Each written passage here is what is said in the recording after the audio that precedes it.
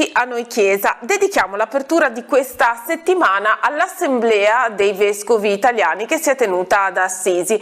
All'apertura dei lavori dell'81esima Assemblea Generale della CEI, il cardinale presidente Matteo Maria Zuppi ha tenuto una prolusione che ha invitato ad uscire dalle polarizzazioni, a servire il bene della società italiana e a non perdere la vocazione per la pace che è propria dell'Europa.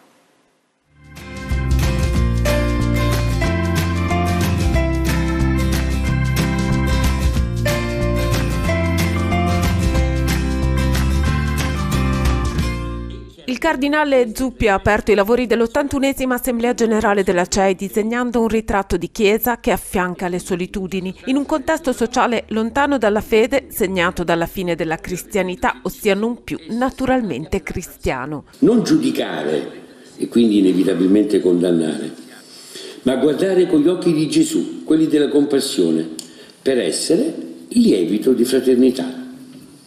La nostra società è cambiata. I vicini sono meno numerosi di un tempo, i lontani sono cresciuti. La lontananza però non è ostilità come prima, ma sempre più indifferenza o abitare naturalmente in un mondo che è altro rispetto al nostro, a quello delle nostre parole o dei nostri circuiti che si sono ristretti. Ci consola la fede di tanti credenti, ma sentiamo la ferita di tante lontananze. Non si tratta di una sconfitta, ma di una opportunità per tornare all'essenzialità del Vangelo sulla scorta, ha sottolineato Zuppi, della continuità profetica incarnata nell'esortazione apostolica di Lexite di Leone XIV, che indica la prossimità ai bisognosi, a tutti i bisognosi, senza tetto spirituali, ha detto il presidente dei Vescovi Italiani, per arrivare a rivisitare le istituzioni, le opere, le strutture e le associazioni ecclesiastiche, per evitare un appiattimento su moduli umanitaristici o aziendali. La priorità è certamente trasmettere la fede, renderla viva, attraente, farla scoprire nascosta nelle attese e nei desideri del cuore, aiutando a ritrovarne le parole e la prassi. Ecco il nostro orizzonte e la nostra passione. Ha ricordato San Francesco il cardinale Zuppi e il suo invito sorprendentemente attuale a stili di vita sobri e ad una esistenza gioiosa che contagino quanto la scelta evangelica. Ha richiamato la responsabilità dei pastori nel compiere scelte collegiali presiedendo la comunione così come indicato dal Sinodo, che ha aperto la strada a passi futuri da compiere nel discernimento e in risoluzioni necessarie. Una comunitarietà nella Chiesa che può e deve riflettersi nel sentimento di comunità nella società italiana, sempre più atomizzata e bisognosa della forza attrattiva e missionaria, consolatrice e liberatrice, che anche una piccola comunità può sprigionare. Noi non abbiamo alcuna ambizione politica o di guadagnare posizioni di potere. Non dobbiamo compiacere alcuno, né alcuna forza politica, né abbiamo alcun consenso da guadagnare. Possiamo solo chiedere, questo sì, tanto amore politico, specialmente a chi si ispira alla bellissima e umanissima dottrina sociale della Chiesa. Ci anima solo, con tutti i nostri limiti personali, l'amore per il bene del popolo italiano, per il mondo tutto. La nostra unica ambizione, e Dio ci aiuti a realizzarla, è servire il Vangelo di Gesù tra questa gente, che è la nostra gente. Questa è la nostra libertà, la dedizione al servizio della Chiesa e del popolo. Il presidente della Conferenza Episcopale Italiana non ha mancato il riferimento alla drammatica realtà degli abusi. Molta strada è stata fatta, ma bisogna tenere alta la guardia, ha aggiunto, ringraziando le diocesi per le iniziative di prevenzione che hanno concretizzato un movimento costante teso a rinsaldare la fiducia, ad amplificare il rispetto, ad accogliere e ad ascoltare le vittime, a custodire la dignità di ciascun membro del popolo di Dio. È stata fatta molta strada in questi anni e non abbiamo avuto paura né di iniziarla né di continuare a percorrerla. Possiamo contare oggi su una rete efficace e radicata sul territorio, dove il presidio dei servizi diocesani e interdiocesani, insieme ai centri di ascolto, riflettono una presenza accogliente e solida della Chiesa, che sa chinarsi e vuole chinarsi con umiltà ad ascoltare il dolore delle vittime. Infine, il richiamo alla responsabilità dei cristiani di tutta Europa. In un mondo che si sta rimescolando, dove l'Europa rischia la periferizzazione e un'altra collocazione rispetto ai paesi emergenti o già emersi, ma anche rispetto al Nord America, l'Europa delle chiese cristiane esiste e vive. E c'è un cattolicesimo europeo, e c'è un enorme campo di esperienze e realizzazioni. Abbiamo da dire che la persona umana, anche se fragile, debole, morente, nascituro, è centrale nel nostro umanesimo. E la nostra Europa ha avuto sempre un ruolo importante nel pensare l'umano, la persona, la comunità, un pensiero estroverso anche in altri continenti. Questo non può mancare.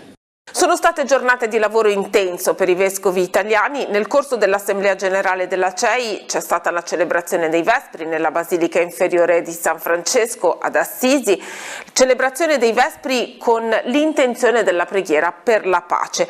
Il cardinale Zuppi ha dato voce all'appello sottoscritto da tutti i vescovi italiani, appello per la pace e per il disarmo.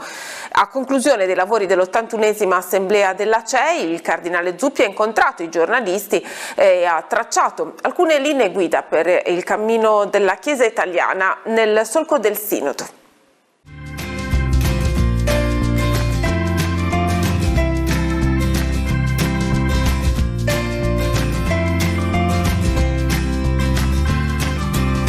Noi, i pastori della Chiesa italiana, riuniti nella città di San Francesco, uomo di pace, auspichiamo che all'umanità siano risparmiati ulteriori lutti e tragedie e sia evitata la spaventosa ipotesi di una catastrofe dalle conseguenze incalcolabili. Il cardinale Zuppi ha dato voce alla preoccupazione dei vescovi italiani e delle loro comunità, celebrando i Vespri e la preghiera per la pace nel corso dell'81esima Assemblea Generale della CEI ad Assisi, nella Basilica Inferiore. Rivolgendosi a quanti hanno in mano le sorti dei popoli, ha ricalcato la voce del Santo che scrisse una lettera a chi aveva allora responsabilità politiche, chiedendo di non dimenticare il Signore e di non deviare dai suoi comandamenti. Ha rievocato le parole di Paolo VI che invocava conversione alle Nazioni Unite e gli inviti alla equa ripartizione delle ricchezze formulati nel Concilio. Bisogno di conversione dunque,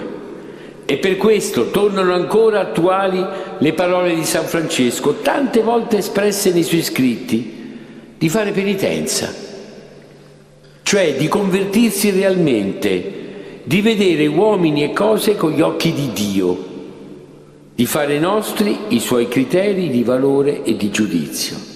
E quanto oggi, sulla tomba del Santo, chiediamo umilmente a tutti, e in primo luogo a noi stessi, vescovi delle chiese in Italia, con voce accorata, in nome del Principe della Pace, supplichiamo quanti governano i popoli, perché messe al bando le armi, a cominciare dalle testate atomiche, impieghino ogni loro sforzo a servizio della pace e i mezzi a loro disposizione per combattere la fame che è nel mondo. Allora sì, il Dio della pace sarà con noi. L'Assemblea dei Vescovi Italiani suggerisce alle chiese locali di continuare a camminare nel solco del Sinodo, ha specificato Zuppi incontrando i giornalisti al termine delle 4 giornate di lavoro. Il Consiglio permanente della CEI avrà il compito di tradurre in pratica le attese del Sinodo, che ha coinvolto più di 500.000 persone, non solo ad Intra. L'impegno è quello a vivere lo spirito sinodale non per un maquillage interno, ha detto Zuppi, ma per guardare alle speranze del mondo, attraverso il lavoro delle 6 commissioni che dovranno individuare le priorità emerse entro maggio. Cammino sinodale vuol dire camminare insieme e la Chiesa con tutti i problemi, con tutte le difficoltà ha sempre cercato questo. Direi che Papa Francesco ci ha aiutato a capire la necessità, quanto è indispensabile, e anche a trovare le forme perché questo si espliciti e sia ancora più la prassi delle comunità e della Chiesa stessa. E direi che è stata una ricezione del cammino sinodale di 4 anni che ha coinvolto più di 500.000 di persone con tante attese, e direi che c'è una grande consapevolezza nei vescovi di rispondere, di trovare le determinazioni, le decisioni o anche un'ulteriore riflessione dove necessario. Di fronte alla sfida di quella che Zuppi stesso all'inizio dei lavori aveva definito come la fine della cristianità e non del cristianesimo, il presidente dei vescovi italiani ha ribadito che le autentiche priorità per la Chiesa restano le più semplici: annunciare e costruire. Comunicare alle persone, ai giovani, agli adulti, agli anziani, di comunicare la bellezza dell'essere cristiani, e questo richiede, la seconda priorità, costruire delle comunità, dei luoghi dove questo si vive, dove questo si incontri e diventi una presenza. Quindi una grande priorità di guardare i tanti che sono lontani ma che in realtà portiamo nel cuore. E proprio alla vigilia dell'inizio dei lavori della CEI ad Assisi, sempre ad Assisi, si è svolta la scuola di formazione dell'UCSI, l'Unione Cattolica della Stampa Italiana, che ha radunato nella città di San Francesco circa 70 giovani giornalisti per la scuola di formazione annuale sul tema quest'anno della speranza.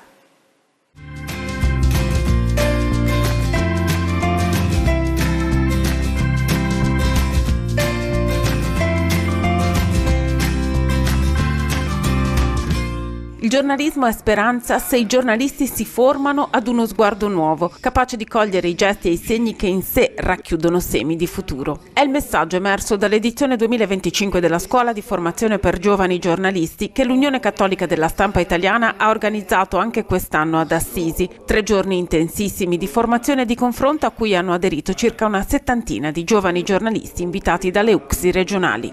È stato un momento di formazione alto, non tanto per la qualità che pure c'era, ma soprattutto per l'intensità con cui i ragazzi che sono arrivati qui alla prima esperienza sono entrati di getto, hanno avuto la capacità e la possibilità di entrare in questa cornice formativa e dare il meglio, perché ho visto visi molto contenti e soprattutto allineati sull'idea di un'UCSI moderna e di una informazione di servizio. Credo che questo sia il principio fondamentale che esce da questa scuola di Assisi.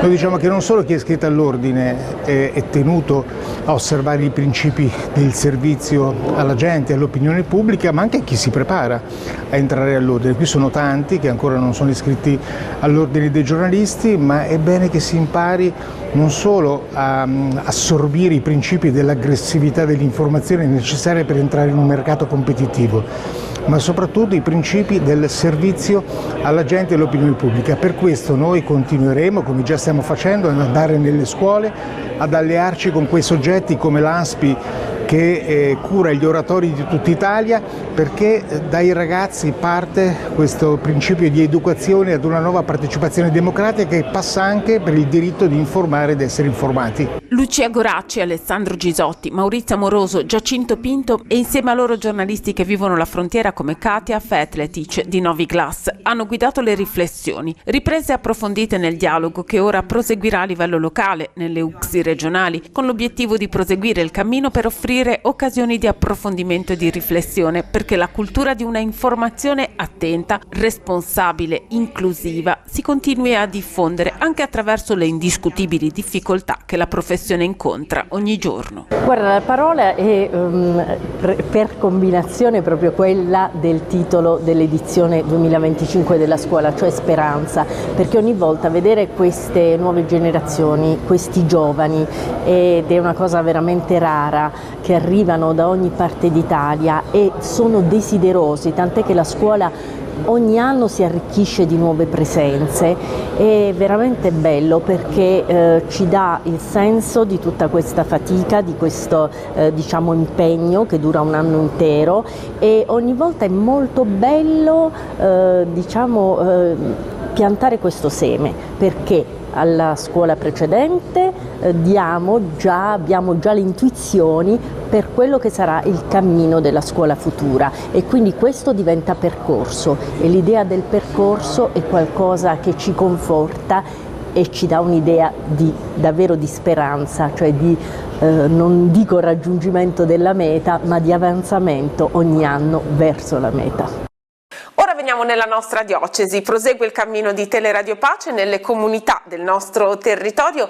Come sapete, ogni domenica Telepace accende le sue telecamere in una parrocchia per raccontare, per mostrare, per trasmettere la Santa Messa nelle case di tutti coloro che non possono accostarsi di persona all'Eucarestia, ma anche per raccontare le comunità che sono vive e presenti sul nostro territorio. Con le nostre immagini e le nostre interviste adesso vi portiamo a Sant'Ambrogio di Zoagli, dove la celebrazione della messa è stata trasmessa domenica scorsa.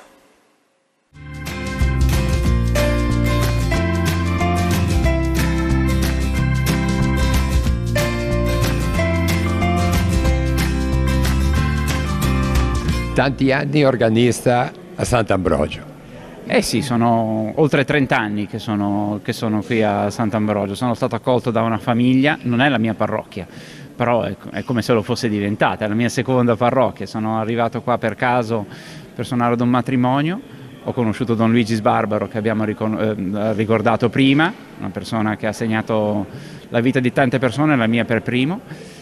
E poi ho iniziato a venire sistematicamente e, come dico, ho trovato una famiglia, ho trovato degli amici, è bello fare parte di una parrocchia come questa. Ecco, tu la musica è un impegno, ti vediamo spesso in giro, no? La musica è una compagna di vita, un lavoro, è una grande fortuna, è un'opportunità che uno ha, quello di riuscire a fare un lavoro che poi è la propria passione, quindi è una grande fortuna, è un modo per comunicare, un modo per regalare agli altri qualcosa della propria anima. Ecco, anche il coro si sentiva bene stamattina. Il coro oggi purtroppo non c'eravamo tutti, perché ovviamente ognuno ha i propri impegni. È una bella realtà che è stata costruita nell'arco di tanti anni, anche per il piacere di stare insieme, oltre che per il piacere di fare musica, quindi è un momento anche di condivisione che è importante. 52 anni insieme. Sì, 52 anni, sembra ieri, ma sono passati felicemente, speriamo di andare avanti ancora un bel po'. Se qualcuno ci aiuta, si spera di andare avanti ancora un po'. Vi siete proprio sposati in questa parrocchia? Sì, Don Luigi. Don Luigi. Don Luigi sì, è un mito per noi, perché non è che Don Sergio non sia, però abbiamo vissuto tanto con lui, quindi poi anche negli ultimi tempi della malattia siamo stati molto insieme e quindi per noi era un punto di riferimento molto importante, sì. È una bellissima posizione questa, dove è la parrocchia. Sì, è una bellissima posizione, io mi onoro anche di dare una mano per quanto riguarda la scuola materna qui, e a parte Don Sergio che l'aiuto in certe cose tipo la contabilità, cose del genere, e quindi, ma io mi sono innamorato di questo posto già quando ho conosciuto lei più di 60 anni fa. E ho detto questo è un paradiso praticamente, e come disse Monsignor Tanasini quando arrivò qui in visita la prima volta, dice: voi di Sant'Ambrogio vivete già in paradiso, dice, vi serve un po' di purgatorio. È d'accordo, signore? Sì, è troppo bello, no, è bellissimo qua, ci stiamo volentieri, dai. Adesso ci godiamo questo panorama, dopo vediamo cosa ci tocca. Io vengo a pulire in chiesa, ogni 15 giorni vengo a fare pulizia. Io dal 2000 avevo 16 anni quando sono venuta a abitare qui a Sant'Ambrogio, eravamo una famiglia numerosa, eravamo 9 figli, eravamo mesadri e abbiamo sempre lavorato nella terra, comunque io andavo a lavorare, facevo la stiratrice, però io sono venuta sempre in chiesa a pulire in chiesa. Tanta gente non ci sono più, ma io l'ho sempre fatto questo lavoro e lo faccio ancora adesso che ho 85 anni. Complimenti, Grazie. Come si fa a essere così in forma? Guardo di camminare, di essere sempre. Io al mattino alle 6 sono già in piedi. Io ho 2 figli, abbiamo sempre lavorato, come dico, e così. Io faccio sempre questo lavoro qua. Faccio da mangiare, lui lo può dire, lui può dire, perché mangiano il mangiare che faccio io. Lasagne, pasqualina.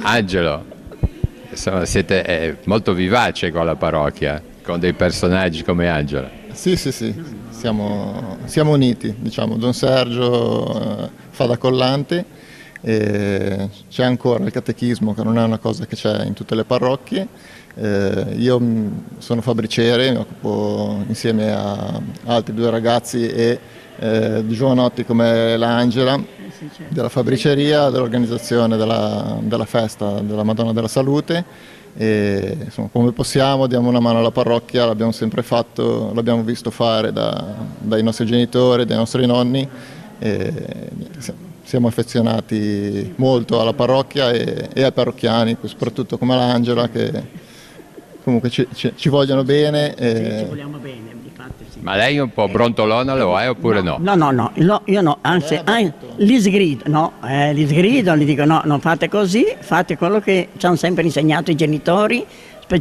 tanti, i miei mi hanno insegnato bene, di volersi sempre bene, di aiutarsi uno con l'altro e di fare tutte queste cose qua. Don Sergio, grazie dell'accoglienza e in questo bellissimo posizione, qualcuno la definisce un paradiso. Sì, intanto grazie a voi che siete venuti a darci questa gioia di avervi qui per la nostra celebrazione.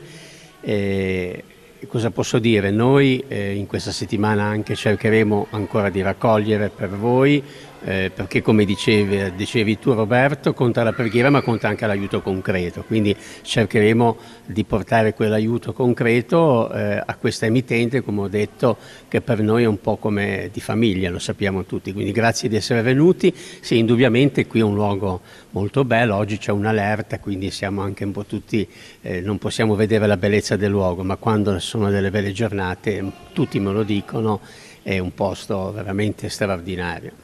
Ecco, anche come parrocchia abbiamo visto tante persone molto vive, abbiamo sentito anche qualche intervista. Sì, la parrocchia è una parrocchia diciamo che tiene conto un po' del fatto che molti anziani che erano le colonne della nostra comunità, cominciare da Don Luigi, sono in paradiso, quindi hanno il compito di portare avanti un po' il loro discorso, quello che dicevo prima, anche a te Roberto, l'accoglienza, caratteristiche che ci ha insegnato Don Luigi, che vuol dire accogliere la gente, ma proprio nel senso più generale, quindi dal pellegrino che passa, perché sulla via per Santiago, per Roma, che può sembrare una cosa banale ma importante, alle persone che chiedono, i ragazzi che chiedono di sposarsi, chi chiede di battezzarsi, quindi l'accoglienza segno della nostra volontà di aprire il nostro cuore agli altri, quindi una parrocchia che porta avanti un po' ciò che ci ha insegnato Don Luigi e che la gente, come hai visto, naturalmente appunto dicevo prima, le generazioni passano, gli anziani, le colonne sono in cielo, però direi che è una parrocchia viva, una parrocchia che tiene conto molto anche del fatto che, se lo avete notato, la parte viva è questa, poi c'è una parte di parrocchia, le seconde case che incontriamo alla benedizione d'estate, qualcuno poi a Natale, a Pasqua, che però naturalmente diciamo non vengono presenti tutte le domeniche, però direi per tutti c'è questo grande significato dell'accoglienza e della vicinanza. La stella volare tu, la stella sicura tu, al centro del mio cuore ci sei solo tu. Domenica prossima le nostre telecamere si accenderanno dalla parrocchia di Graveglia per trasmettere la Santa Messa in diretta alle 11 al canale 85 di Teleradio Pace 2. E ora parliamo di un appuntamento che ci sarà sabato 29 novembre, la celebrazione annuale di preghiera per le lampade ardenti, il gruppo di persone che si impegnano nell'adorazione eucaristica notturna, un gruppo voluto da Don Nando Negri 25 anni fa, che quindi quest'anno festeggia un doppio giubileo, il Giubileo della Speranza e i primi 25 anni di servizio.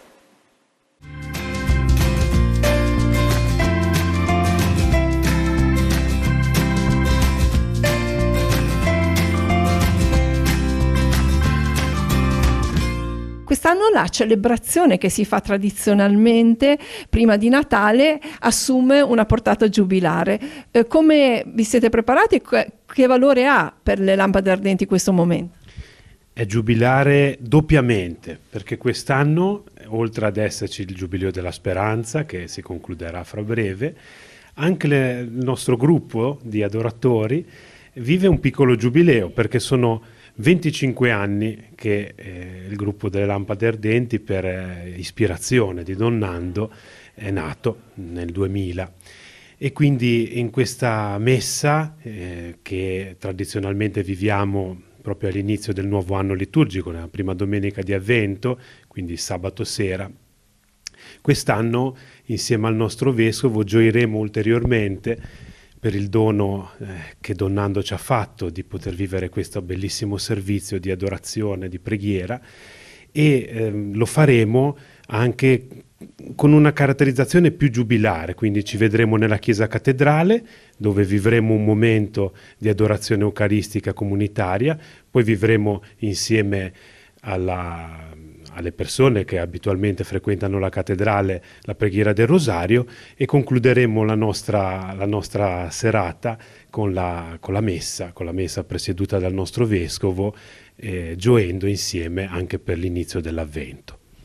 Che cosa è richiesto a un volontario che volesse avvicinarsi a questo servizio di preghiera delle Lampade Ardenti?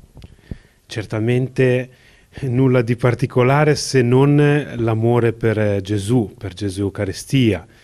È richiesto un po' di tempo da dedicare al Signore, 6 notti all'anno, ecco, questo è un po' il nostro ritmo, quindi ogni 2 mesi.